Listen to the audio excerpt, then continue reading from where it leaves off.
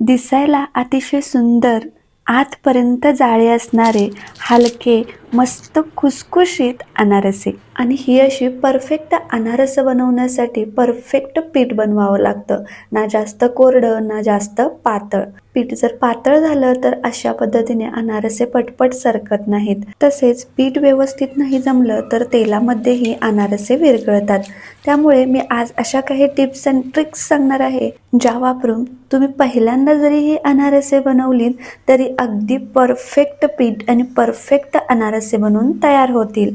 नमस्ते, मी Satya's recipe Marathi या चॅनलवर आपले खूप खूप खूप मनापासून स्वागत आहे. तर ही खुसखुशीत आणि जाळीदार अनारसे बनवण्यासाठी मी येथे अर्धा किलो रेशनचा तांदूळ घेतला आहे. जर तुमच्याकडे रेशनचा तांदूळ नसेल तर जाडा आणि जुना तांदूळ वापरावा, म्हणजे ज्या तांदळाचा भात चिकट होत नाही असा तांदूळ वापरावा. आता हे तांदूळ 1 ते 2 वेळेस स्वच्छ धुवून घ्यायचे आणि यामध्ये भरपूर पाणी ॲड करून 3 दिवस 3 रात्र भिजण्यासाठी ठेवायचे. तर वातावरणानुसार हे तांदूळ भिजण्यासाठी कमी जास्त कालावधी लागू शकतो. आता गरमी जास्त आहे त्यामुळे 3 दिवस आणि 3 रात्रामध्ये अगदी व्यवस्थित तांदूळ भिजले जातात. तर इथे पहा, मी सोमवारी सकाळी हे तांदूळ भिजण्यासाठी ठेवले होते.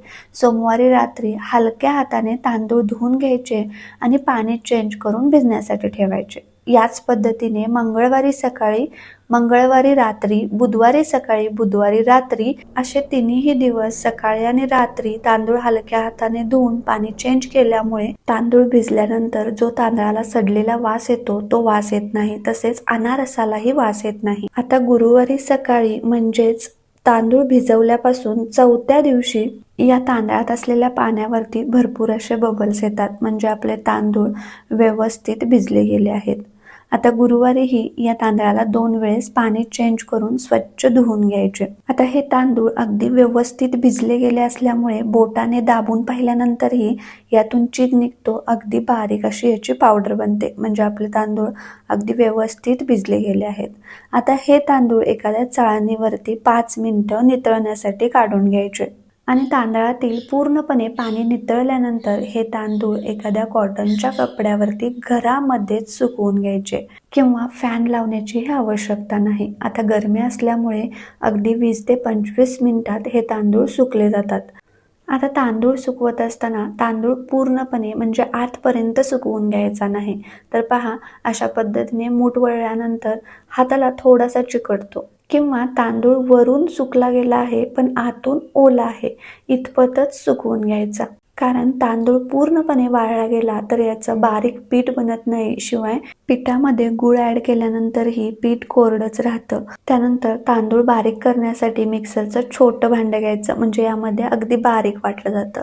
आता हे तांदूळ दळे तोपर्यंत शिल्लक राहिलेले तांदूळही कपड्याने झाकून ठेवायचे, म्हणजे ते तांदूळ कोरडे पडणार नाहीत. आता हे तांदूळ अगदी बारीक असं मिक्सरवरती दळून घ्यायचं आणि आपण हे पीठ जरी बारीक दळलं गेलं असलं तरीही अगदी बारीक चाळणीने म्हणजेच मैद्याच्या चाळणीने पीठ चाळून घ्यायचं.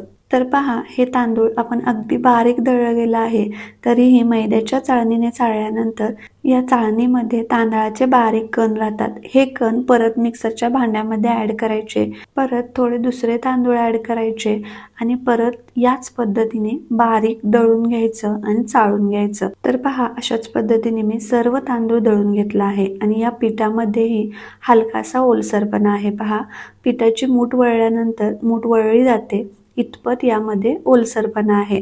तर अशा पद्धतीने या पिठामध्येही हलकासा ओलसरपणा हवा, तरच यामध्ये गूळ व्यवस्थित मिक्स होतो. त्यानंतर पहा, मी अर्धा किलो तांदूळ घेतले होते, त्यामध्ये हलक्या हाताने दाबून भरून 2 कप हे पीठ पडलं आहे. तुम्ही मेजरमेंटसाठी घरातील कोणतीही एखादी वाटी सेट करू शकता. आता हे 2 कप हलक्या हाताने दाबून भरलेलं पीठ आहे, त्यासाठी आपल्याला 1 कप गूळ घ्यायचा. गूळ वापरत असताना अगदी मऊ, सॉफ्ट आणि बारीक चिरून घ्यायचा. तर पहा, अशा पद्धतीने सॉफ्ट गूळ घेतला तरच पिठामध्ये व्यवस्थित मिक्स होतो. आता हा बारीक चिरलेला 1 कप गूळ या पिठामध्ये ॲड केला. आता गुळाचं वजनी प्रमाण पाहायचं झालं तर अर्ध्या किलो तांदळासाठी 370 ग्रॅम गूळ घेतला आहे. आता या 2 कप तांदळाच्या पिठामध्ये 1 कप गूळ चांगला मिक्स करून घ्यायचा आणि हे गूळ आणि पीठ अशा पद्धतीने हातावरती चांगलं चोळून घ्यायचं. आता या पिठाला ओलसरपणा यावा, चांगलं सॉफ्ट बनावं यासाठी आपण एक ट्रिक वापरणार आहोत. तर पहा, हे गूळ घातलेलं पीठ मिक्सरच्या भांड्यामध्ये ऍड करायचं आणि बंद चालू अशा प्रकारे 4 ते 5 वेळेस फिरवून घ्यायचं. खूप जास्त वेळ फिरवायचं नाही, कारण गूळ आहे आणि मिक्सरची उष्णता यामुळे पीठ पातळ बनू शकतं. तर हे गूळ घातलेलं तांदळाचं पीठ मिक्सरमधून फिरवून घेतल्यानंतर पहा, याला ओलसरपणाही आला आहे आणि मस्त असं सॉफ्ट बनलं आहे. आता हे आपलं अनारसाचं पीठ बनून तयार झालं आहे.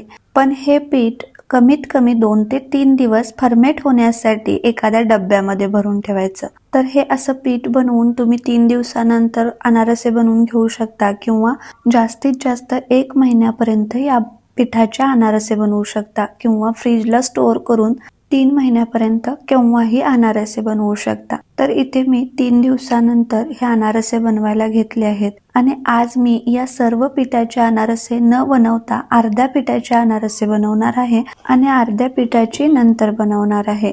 आता हे अनारसाचं पीठ चांगलं मळून घ्यायचं.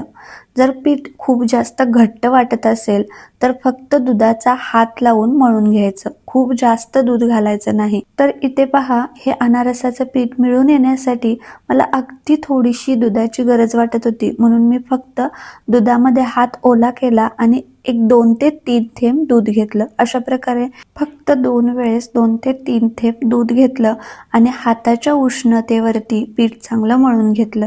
हाताच्या उष्णतेवरती पीठ चांगलं सॉफ्ट बनतं, त्यामुळे खूप जास्त दूध घालायचं नाही, कारण या पिठामध्ये गूळ असल्यामुळे दूध घातल्यानंतर अगदी लगेचच हे पीठ जास्त पातळ होण्याची शक्यता असते आणि हे पीठ जर पातळ झालं तर अनारसे थापताही येत नाहीत आणि थापत असताना सरकतही नाहीत. त्यामुळे पीठ अगदी घट्ट असं मळून घ्यायचं आणि ज्या साईजमध्ये तुम्हाला अनारसे बनवायचे आहेत त्या साईजमध्ये छोटे छोटे गोळे बनवून घ्यायचे. आता अनारसे थापण्यासाठी पोळपाट घ्यायचा आणि पोळपाटावरती अर्धा चमचा खसखस टाकायची आणि अशा पद्धतीने बोटाच्या सहाय्याने अनारस सरकवत थापून घ्यायचं. आता अनारसे तळण्यासाठी तेलाचं टेम्परेचर मध्यम गरम असावं. तेल जर खूप जास्त गरम झालं तर अनारसाला जाळी पडत नाही आणि तेल जर थंड म्हणजेच कोमट असेल तर अनारसे तेलामध्ये विरघळतात. त्यामुळे तेलाचं टेम्परेचर मध्यम ठेवायचं आणि तेलामध्ये अनारसा सोडल्यानंतर अशा पद्धतीने झाऱ्याच्या साहाय्याने अनारसाच्या वरती एकसारखं तेल मारून घ्यायचं, कारण अनारस दोन्ही साईडने तळलं जात नाही आणि हे अनारस वरच्या साईडने कच्चं राहू नये यासाठी अनारस फ्राय झाल्यानंतर अशा पद्धतीने झाऱ्यावरती घेऊन थोडंसं चमच्याने वरून तेल मारू शकता. आता पहा, अनारसाला अगदी डार्क सोनेरी कलर आल्यानंतर तेलातून काढून घ्यायचं आणि ही अनारसे आतून जाळीदार असल्यामुळे यामध्ये खूपच तेल असतं. त्यामुळे अशा पद्धतीने एखाद्या चाळणीवरती उभी करून ठेवायची, म्हणजे यातील पूर्ण तेल नितळून जातं. आता जर तुमचं अनारसाचं पीठ थोडंसं पातळ झालं असेल तर पोळपाटावरती थापता येत नाही. अशा वेळी बटर पेपरवरती थोडीशी खसखस घेऊन अशा पद्धतीने थापून घ्यायचे. तसेच हे अनारसाचं पीठ चिकट असल्यामुळे बोटेही चिकट होतात आणि अनारस सरकत नाही. अशा वेळी हात धुवून घेऊन कोरडा करून परत थापून घ्यायचं, म्हणजे पटपट अनारसे सरकतात. आता इथे पहा, मी खूप जास्त जाडही नाही आणि खूप पातळही नाही, अशा मध्यम आकारामध्ये अनारसे थापून घेतले आहेत. त्यानंतर तेलामध्ये अनारस तळत असताना अनारस विरघळण्याची 2 कारणे असतात. एकतर तेलाचं टेम्परेचर कमी असतं किंवा पिठामध्ये गुळाचं प्रमाण जास्त झालं तरीही अनारसे विरघळतात आणि अनारसे तळत असताना अनारसे कशामुळे विरघळतात हे तुमच्या लक्षात येईल. पण आज आपण घेतलेलं पिठाचं आणि गुळाचं प्रमाण अगदी परफेक्ट आहे. हे वापरून अनारसे बनवलीत तर अजिबात विरघळणार नाहीत. आता ही अनारसे मस्त खुसखुशीत आणि आतपर्यंत जाळीदार असल्यामुळे तळताना यामध्ये भरपूर असं तेल अडकून बसलेलं असतं. त्यामुळे अनारसे तळून झाल्यानंतर टिश्यू पेपरवर न काढता अशा पद्धतीने चाळणीवरती उभी करून ठेवायची, म्हणजे अनारसातील तेल पूर्णपणे नितळलं जातं आणि अनारसे थंड झाल्यानंतर ही कमी तेलकट मस्त खुसखुशीत आणि कुरकुरीत बनून तयार होतात. काही वेळेला अनारसे बनवल्यानंतर मस्त कुरकुरीत असतात, पण काही दिवसांनी मऊ पडतात. तर यासाठीच अनारसे फ्राय करून काढल्यानंतर लगेचच जाळीवरती ठेवायचे आणि अनारसे पूर्णपणे थंड झाल्यानंतर आणि यातील तेल पूर्णपणे नितळल्यानंतर मगच कॅरी बॅगमध्ये पॅक करून डब्यामध्ये ठेवायचे, म्हणजे संपेपर्यंत अनारसे कुरकुरीत राहतात. चला तर ही अनारसाची रेसिपी तुम्हाला थोडी जरी आवडली असेल तर एक लाईक नक्की करा. माझ्या चॅनलवर अजून नवीन असाल किंवा अजून सबस्क्राईब केलं नसेल तर प्लीज सबस्क्राईब करून घ्या. फेसबुक पेजवर पाहत असाल तर फॉलो करून घ्या. थँक्यू. Bye bye.